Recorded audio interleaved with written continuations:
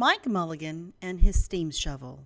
Story and pictures by Virginia Lee Burton. Mike Mulligan had a steam shovel, a beautiful red steam shovel. Her name was Mary Ann. Mike Mulligan was very proud of Mary Ann.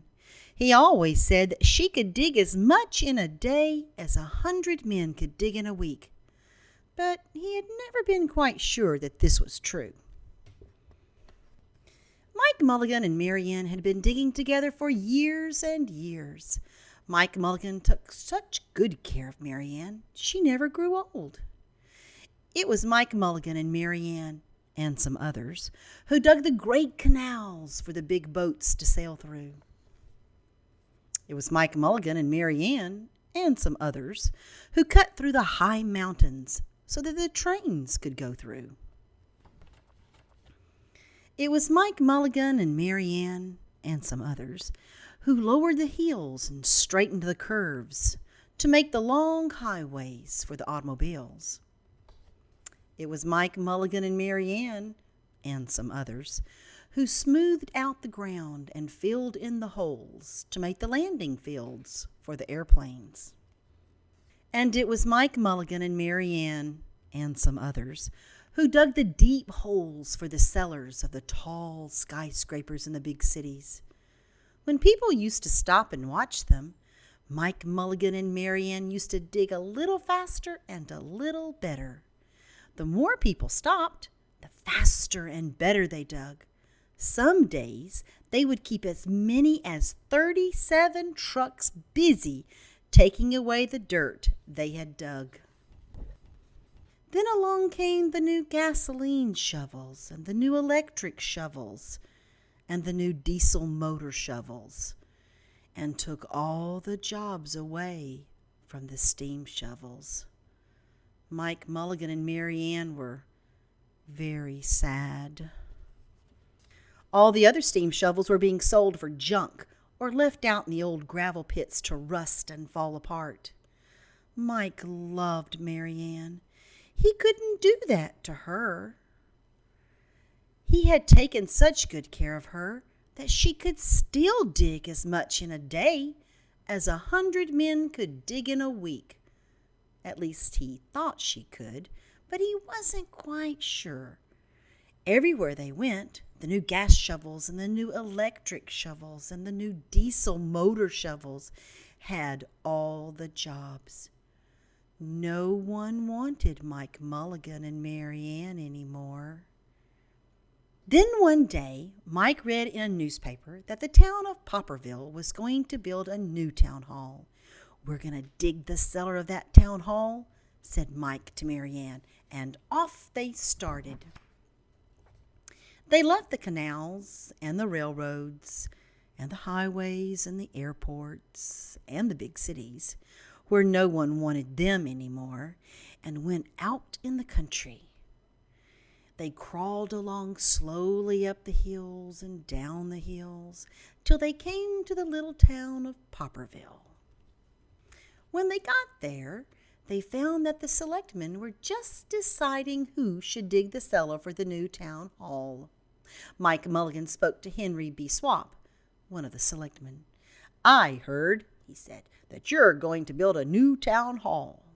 Mary Ann and I will dig the cellar for you in just one day." "What?" said Henry B. Swap. "Dig a cellar in a day? It would take 100 men at least a week to dig the cellar for our new town hall."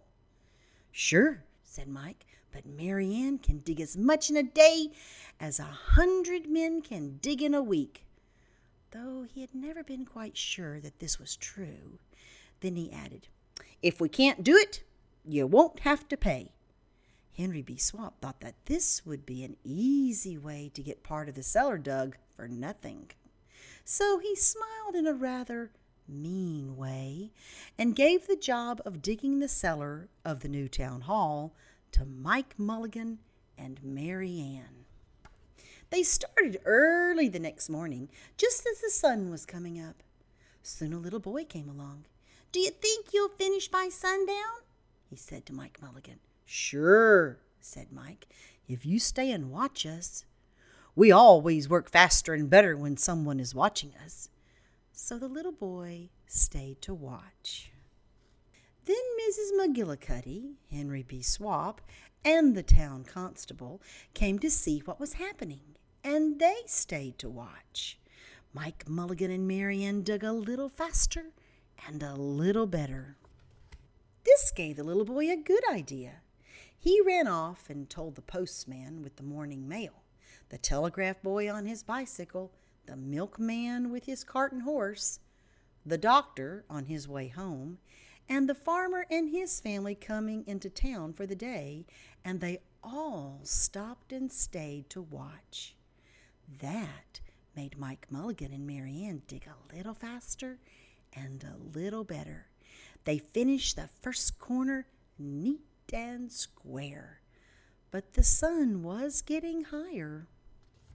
Clang, clang, clang. The fire department arrived. They had seen the smoke and thought there was a fire. Then the little boy said, "Why don't you stay and watch?" So the fire department of Popperville stayed to watch Mike Mulligan and Mary Ann. When they heard the fire engine, the children in the school across the street couldn't keep their eyes on their lessons. The teacher called a long recess, and the whole school came out to watch. That made Mike Mulligan and Mary Ann dig still faster and still better. They finished the second corner neat and square, but the sun was right up in the top of the sky. Now the girl who answers the telephone called up the next towns of Bangerville and Bopperville and Kipperville and Copperville and told them what was happening in Popperville. All the people came over to see if Mike Mulligan and his steam shovel could dig the cellar in just one day. The more people came, the faster Mike Mulligan and Mary Ann dug. But they would have to hurry. They were only halfway through, and the sun was beginning to go down. They finished the third corner neat and square. Never had Mike Mulligan and Mary Ann had so many people to watch them. Never had they dug so fast and so well. And never had the sun seemed to go down so fast. "Hurry, Mike Mulligan, hurry, hurry," shouted the little boy. "There's not much more time." Dirt was flying everywhere, and the smoke and steam were so thick that the people could hardly see anything. But listen. Bing, bang, crash, slam, louder and louder, faster and faster. Then suddenly it was quiet. Slowly the dirt settled down. The smoke and the steam cleared away, and there was the cellar, all finished. 4 corners, neat and square. 4 walls, straight down. And Mike Mulligan and Mary Ann at the bottom. And the sun was just going down behind the hill. "Hooray!" shouted the people. "Hooray for Mike Mulligan and his steam shovel! They have dug the cellar in just one day." Suddenly the little boy said, "How are they going to get out?" "That's right," said Mrs. McGillicuddy to Henry B. Swap. "How is he going to get his steam shovel out?" Henry B. Swap didn't answer, but he smiled in a rather mean way. Then everybody said, "How are they going to get out? Hi, Mike Mulligan. How are you going to get your steam shovel out?" Mike Mulligan looked around at the 4 square walls and the 4 square corners, and he said, "We've dug so fast, we've dug so well, that we've quite forgotten to leave a way out." Nothing like this had ever happened to Mike Mulligan and Mary Ann before, and they didn't know what to do. Nothing like this had ever happened before in Popperville.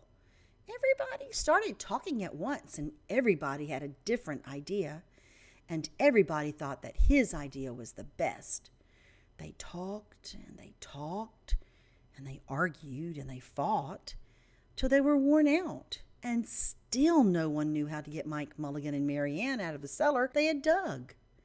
Then Henry B. Swap said, "The job isn't finished because Mary Ann isn't out of the cellar, so Mike Mulligan won't get paid." And he smiled again in a rather mean way. Now the little boy, who had been keeping very quiet, had another good idea. He said, "Why couldn't we leave Mary Ann in the cellar and build a new town hall above her? Let her be the furnace for the new town hall, and let Mike Mulligan be the janitor. Then you wouldn't have to buy a new furnace, and we could pay Mike Mulligan for digging the cellar in just one day." "Why not?" said Henry B. Swap, and he smiled in a way that was not quite so mean. "Why not?" said Mrs. McGillicuddy. "Why not?" said the town constable. "Why not?" said all the people. So they found a ladder and climbed down into the cellar to ask Mike Mulligan and Mary Ann. "Well, why not?" said Mike Mulligan. So it was decided, and everybody was happy. Then they built the new town hall right over Mike Mulligan and Mary Ann. It was finished before winter. And every day the little boy goes over to see Mike Mulligan and Mary Ann, and Mrs. McGillicuddy takes him nice and hot apple pies. And as for Henry B. Swap, he spends most of his time in the cellar of the new town hall, listening to the stories that Mike Mulligan has to tell, and smiling in a way that isn't mean at all. Now, when you go to Popperville, be sure to go down in the cellar of the new town hall. There they'll be, Mike Mulligan and Mary Ann, Mike in his rocking chair smoking his pipe, and Mary Ann beside him warming up the meetings in the new town hall.